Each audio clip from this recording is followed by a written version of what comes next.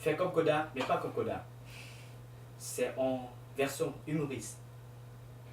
Tu vois? Ça se passe quoi? Ça se passe comment?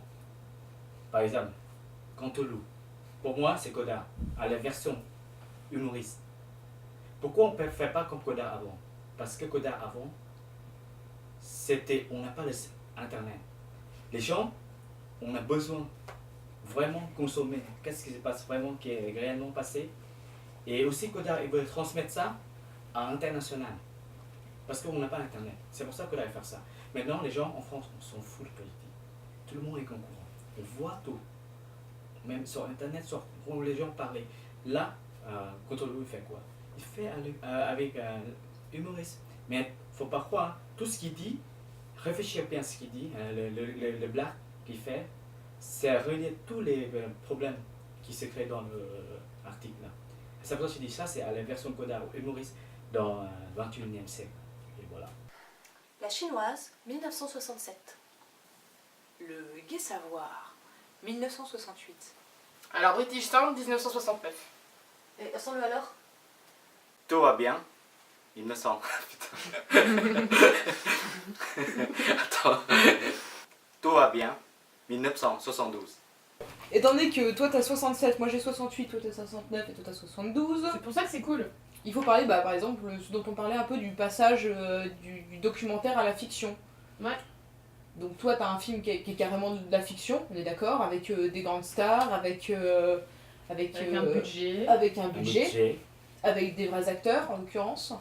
Alors que toi tu as à côté de ça un film avec des acteurs qui n'en sont pas vraiment, puisqu'ils sont eux-mêmes... c'est-à-dire que l'identité qu'ils ont dans le film est quasiment celle qu'ils ont dans la réalité. Ouais. Ça, on est d'accord là-dessus. Mm. Après, au niveau du dispositif, tu penses que c'est un film documentaire ou tu penses que c'est plutôt un film de fiction? Qu'est-ce que t'en penses, toi? C'est les deux en même temps. Enfin, en fait, non, il fait tout pour brouiller les pistes. C'est-à-dire que, du coup, en faisant en sorte que les gens jouent leur rôle, parce qu'au début de La Chinoise, il dit voici un film en train de se faire. Et du coup, par exemple, à un moment, il y a 3 types de séquences dans La Chinoise. T'as les séquences où t'as les personnages qui parlent face caméra, comme des entretiens, et qui se font interroger par Godard. Et là, Godard, il aurait pu retirer sa voix. Sauf qu'il a fait exprès de la laisser, mais elle est presque inaudible, mais on reconnaît quand même que c'est la sienne. Et du coup, ça donne un aspect documentaire, spontané, alors qu'en fait, tous les dialogues, enfin tout ce que disent tous les personnages est écrit à l'avance. La seule personne qui a improvisé dans ce film-là, c'est Janson, là, le mec dans le train. Et voilà, et aussi en faisant... à un moment, il y a l'acteur qui joue le rôle d'acteur dans le film, qui dit, et là, par exemple, je suis en train de parler, je suis devant mes caméras, on voit les caméras, et en fait, du coup, il déconstruit le procédé de la fiction, quoi. On se rend compte qu'on est dans un film et tout. Il fait tout pour nous faire croire que c'est un documentaire, mais c'est pas du tout le cas. D'accord. Voilà. Et d'ailleurs, après, Anne, petite anecdote, Anne, elle dit, les gens ils pensaient qu'elle c'était une maoïste et tout, et qu'elle interprétait son. C'est de la fiction, mais il essaie de la faire passer pour du documentaire, quoi. Ok, ouais, c'est intéressant. Moi je pense que le Gai Savoir, c'est pas du tout... c'est pas de la fiction, mais c'est pas du tout du documentaire non plus. Docu-fiction. Non, mais c'est pas une fiction dans le sens où... Bah ouais, pareil, ça flirte vraiment entre les deux. C'est-à-dire que c'est pas... c'est pas la fiction, parce que c'est pas du tout une narration...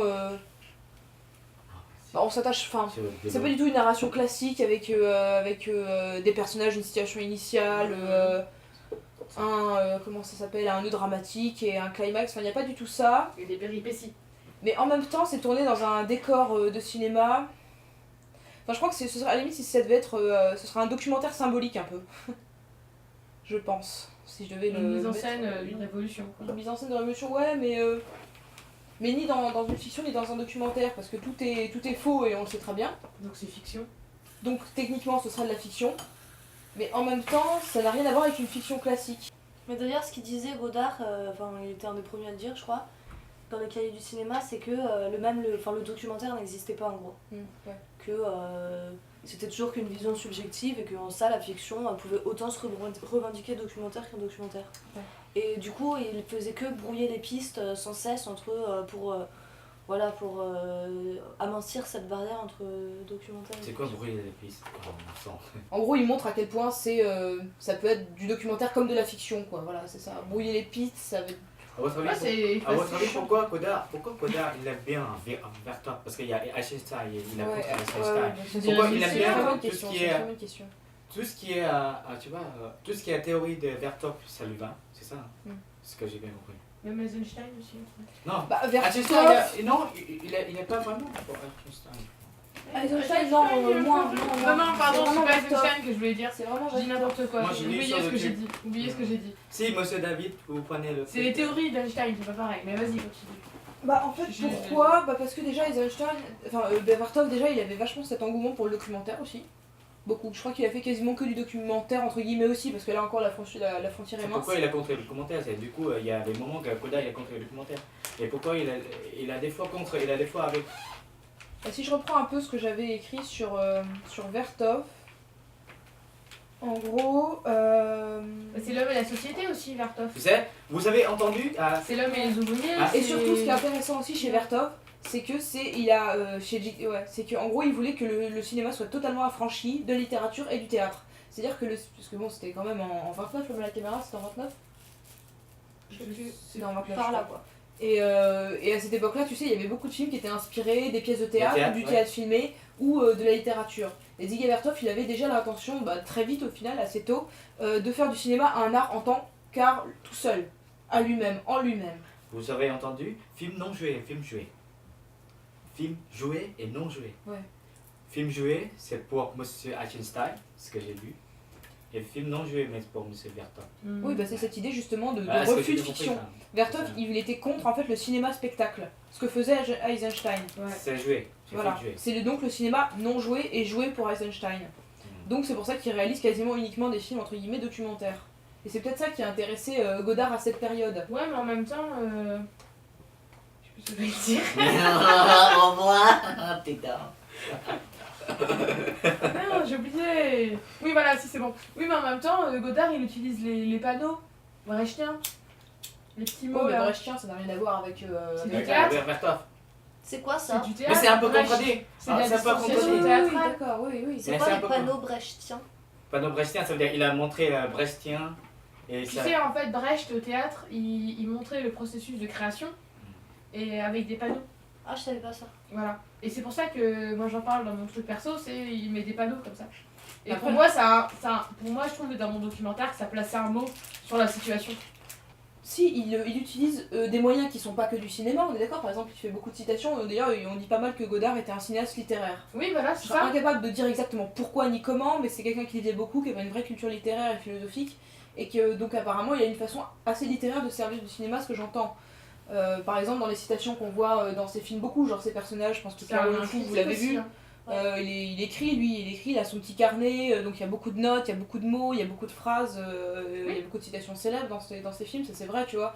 Mais avant tout, je pense qu'il utilise quand même des procédés qui étaient vachement cinématographiques, uniquement même le montage. Quand tu vois ses films, c'est des films Oui, de mais c'est des montage. montages, c'est à partir du concept littéraire, C'est- avec des mots, Mais bien des sûr. phrases. Non, mais pas tout. C'est Quand tu le- vois les montages, ça genre prend en dans bas. par exemple À bout de souffle, quand t'as la scène du dialogue qui est coupée, C'est- genre par exemple le faux raccord, c'est possible que au cinéma et c'est Godard Ouais, qui a mais- commencé ça, tu vois.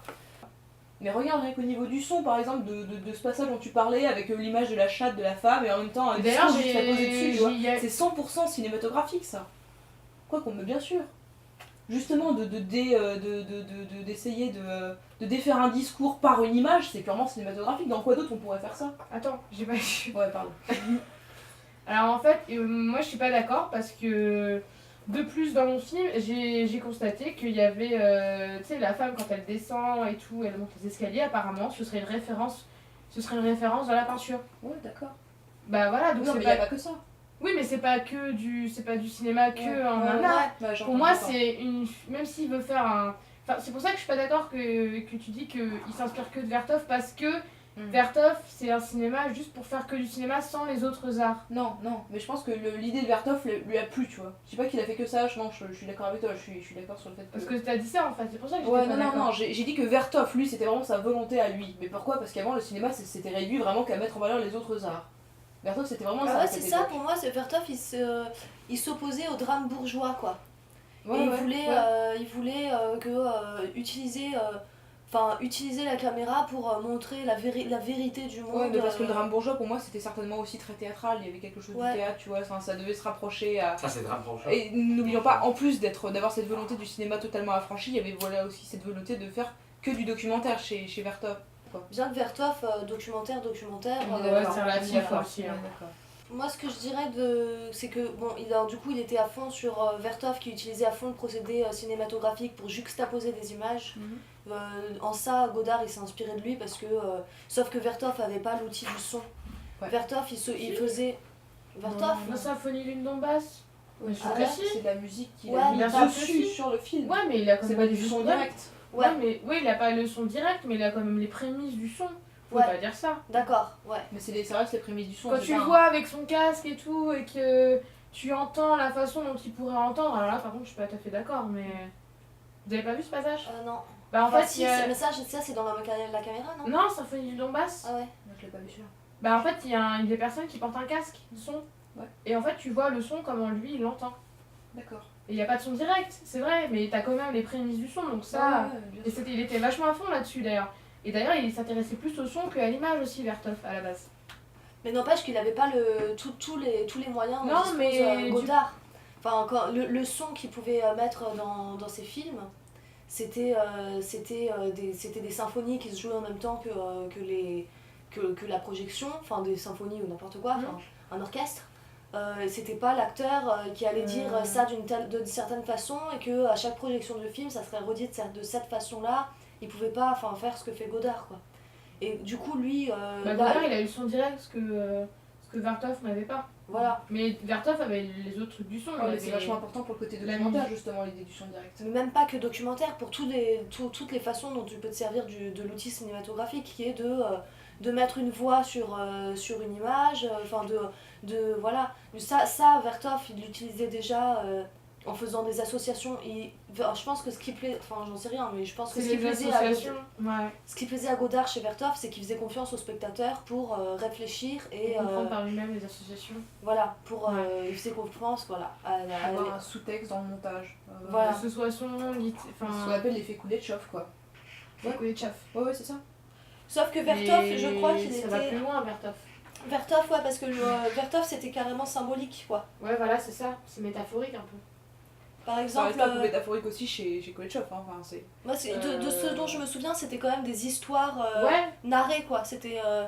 Bah, je sais que les tests qu'on nous a montré nous en classe, c'était par exemple un visage, par exemple un bol de soupe, Un avec visage triste. un visage inexpressif, enfin assez impassible, Ouais, qu'on c'est a, ça. et donc forcément on imagine que cet homme a faim.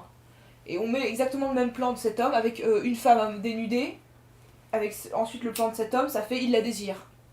Et l'image d'un mort et de cet homme ensuite, ça fait il est triste. Ouais, Voilà. bah, Vertov il le pousse encore plus loin. Encore plus loin, sur tout un film lui carrément, parce que Bah, même l'homme à la par caméra, c'est ça, exemple, quoi. l'homme à la caméra, à un moment, il y a. Il filme un plat d'écrevisses où t'as une écrevisse qui est encore vivante dedans et qui se sort du plat et en marchant, quoi, en gambadant. C'est pas Et dégueu. t'as l'homme à la caméra qui est dans un verre de bière, en faisant, avec, je sais pas, bref, comment il filme ça, superposition, et puis qui se sort du verre de bière. Et donc là, le message subliminal qu'il y a entre les deux, c'est si vous ne sortez pas de l'alcool, vous êtes cuit, quoi. Ouais. C'est des trucs, c'est pas, ouais, c'est métaphorique, symbolique, tout ça, quoi. Ouais, ok, j'entends. Et je pense que c'est ce qui plaisait à Godard. Ouais, c'est ça. Certainement. Et Et je crois qu'il y avait aussi cette idée d'image d'affiche. Enfin, je crois que dans l'homme à la caméra, il y a pas mal aussi l'utilisation d'affiches dans les rues, etc. Tu vois, où ils filment des affiches de propagande communiste. Et puis bon, faut pas oublier non plus que c'est la même idéologie quand même. Maoïste et communiste, Est-ce que vous connaissez un peu Ça au reste du niveau communisme, quoi. Ouais, il y avait ça aussi. au niveau un peu au niveau théorie de Maurice un peu parce que Godard il Peu. Moi, je connais très pas. peu hein. Ouais, Parce non. que lui il est Encore. ouais moi aussi En communiste, quoi. parce que il pratique avec tout ce qui est la théorie de Maurice aussi. Je comprends pas la différence. moi. Alors le maoïsme, Ouais. c'est un courant du communisme développé au XXe siècle par Mao Zedong. C'est tout ce que j'ai, parce qu'après j'ai pas compris. Ouais, donc c'est le communisme chinois. Voilà, Ouais, c'est ça. Mais alors après, en quoi ça diffère du communisme russe, je sais pas. Il y a des discours Bah, je sais qui que les maoïstes, ils traitaient les communistes russes de révisionnistes. D'accord. Ouais, c'est ça. Et révisionniste, pour moi, je sais pas si je me trompe peut-être, mais je crois que ça veut dire qu'ils s'appellent communistes mais qu'ils ne le sont plus, quoi. Non, enfin pour moi révisionniste c'est quand tu remets en doute des événements qui se sont passés ou pas dans l'histoire quoi. Ah ouais, d'accord. C'est un refus par exemple de dire que la deuxième guerre mondiale n'a jamais eu lieu, ou que les juifs n'ont jamais été exterminés dans les camps Ah d'extermination. d'accord, ok. Ça c'est du révisionnisme. D'accord. C'est-à-dire de nier des faits qui apparemment ont été prouvés, qui font D'accord. partie de la réalité historique de l'homme quoi. Enfin, pour moi c'est ça plutôt le révisionnisme. C'est une grosse blague le maoïsme en fait. Parce qu'après, quand ils se sont rendus compte que c'est quand c'était fini, bah, ils ont rendu compte qu'ils avaient tous tort. Et qu'en fait, c'était pas mieux que le communisme. Et bon, bah, on recommence. On fait Mais un je crois que nouveau c'est encore là le maoïsme, non? Bah oui, Ouais, non, mais en fait, ils se sont rendus compte après. Parce que Godard, après, il s'est rendu compte que bah. Qu'il aurait pas dû se mettre là-dedans en fait. Ouais. Bah ouais, parce qu'ils sont. À la fin de la guerre, enfin, après mai 68, surtout, ils se sont un peu tous rendus compte que c'était un peu une utopie quoi. Ouais, carrément. enfin une utopie ou pas, hein, mais en tout cas, la façon dont c'était fait là-bas, c'était moche quoi. Après, ça veut pas dire que le communisme Bah, est ça une devenait utopie. carrément une dictature quoi.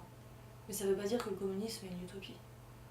Bah, c'est une utopie dans le sens où ça a jamais pu. C'est des belles valeurs, mais que pratiquement. Ça Bah, a que jamais ça n'a jamais fonctionné, encore, c'est ça. mais ça veut pas dire que ça ne marchera jamais. Bah, l'idée d'utopie c'est que ça ne fonctionne pas quand même. Hein.